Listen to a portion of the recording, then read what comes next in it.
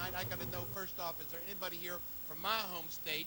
Anybody from Kentucky here tonight? Now, somebody from Kentucky is on this ship because I saw him today. I think it's a dad and his son. I saw them, and they're backcountry Kentucky.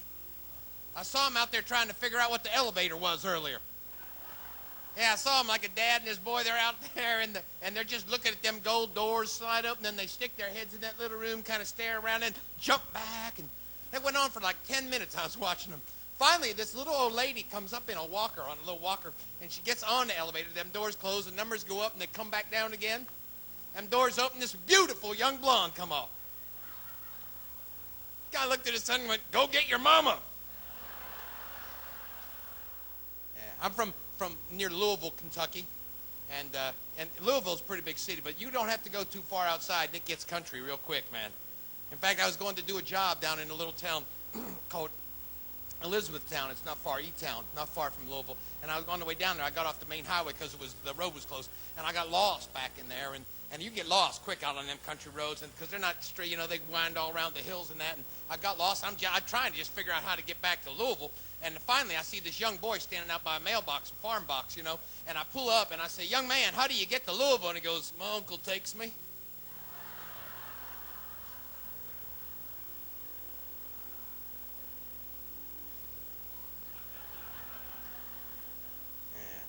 And Kentucky's a great place to live, too, because marriages last a long, long time there. You married guy, married folks, obviously. Married a long time, sir?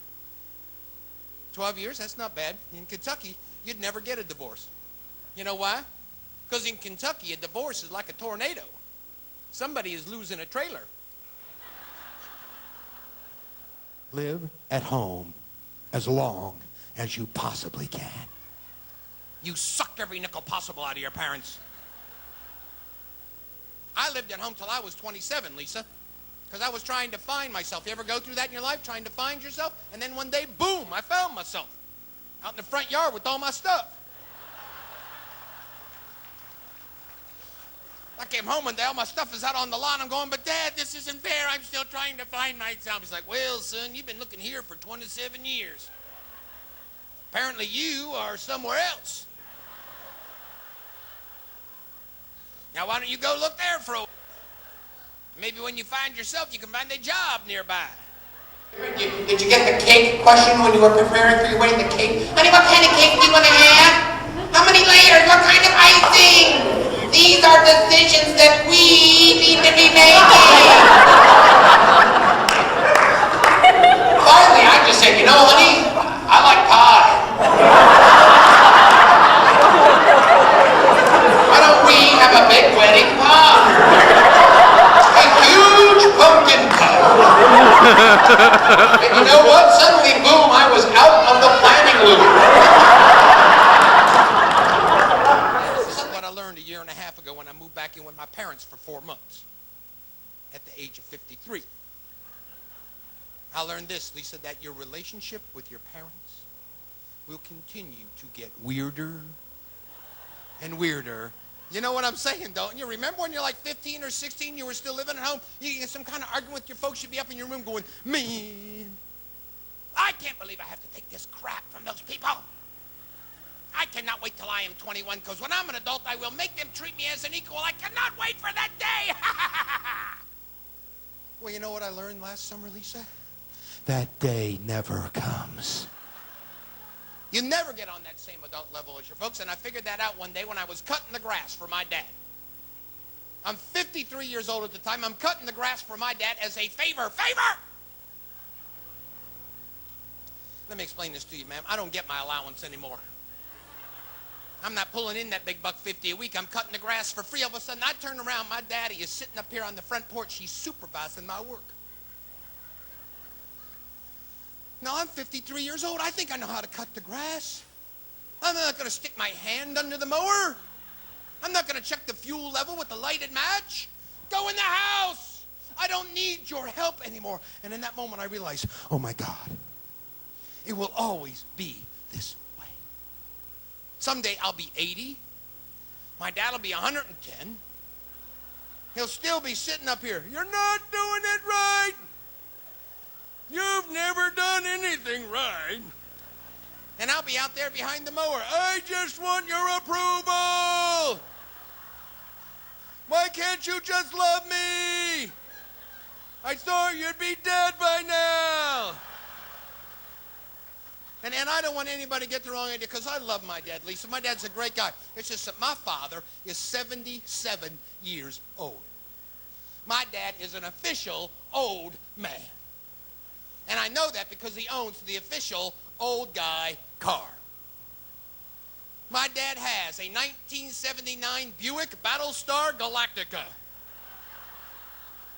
You ever driven a big old car like that? You're like a pirate behind the wheel. Yo-ho! Grab the wheel out, I can't hold her on my own. It's a big car, man. That's all I'm trying to tell you, see? You get that thing on the interstate, you can't stay in one lane. You're just kind of drifting across all the lanes. Yo-ho! Which is why older guys like to keep a turn signal on for you all the time. They didn't forget. They just don't know when the heck they're going to go. And you know what? My grandpa's worse. That's right. On February 14th, Valentine's Day, my grandfather will be 98 years old. Yeah. Thank you. He lives with my mom and dad. There's a great idea. Got a 97-year-old guy living with two other people that are well into their 70s. They have invented a new game. It's called...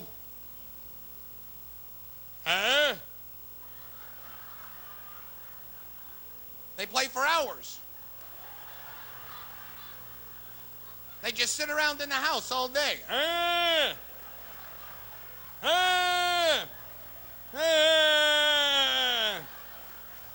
You know what's really weird? I'm home 20 minutes. I know what the hell they're talking about. Mom, when men argue with men, we pick a single topic.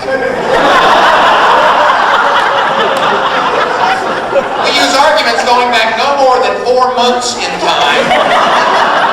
And when men argue with men, we try to arrive at a conclusion! Ever argue with your wife or your girlfriend? Guys, it's like fighting some kind of jungle sniper. You know what I'm saying, 6 feet down. Sometimes you don't know what tree the next shot's gonna come at you.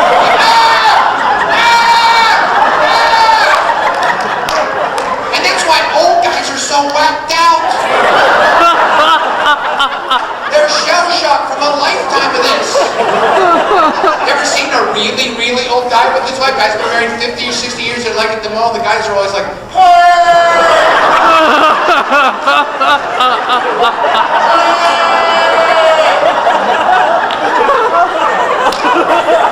but older women are never like that.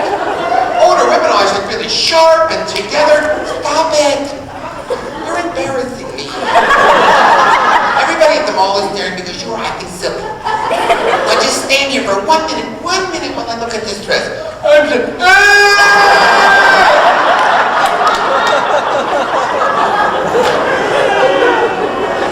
See, and I'm going to be honest with you people too. I'm not up here pretending I'm some kind of expert about all this love and relationship stuff, because I'm not.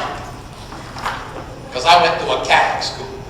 Okay, I'm glad there's not all Lutherans here tonight. One graduate of Catholic. Back me up for this. What's your name, sir? Mike Keller. Mike, just first names, Mike. We don't want to end up on some, reality show together. Mike, good to have you here tonight, Mike. Back me up on this for all our non-Catholic friends here tonight. We had sex ed classes in Catholic schools, but they were taught by priests and nuns. That's insane! It's like taking a car to an Amish mechanic.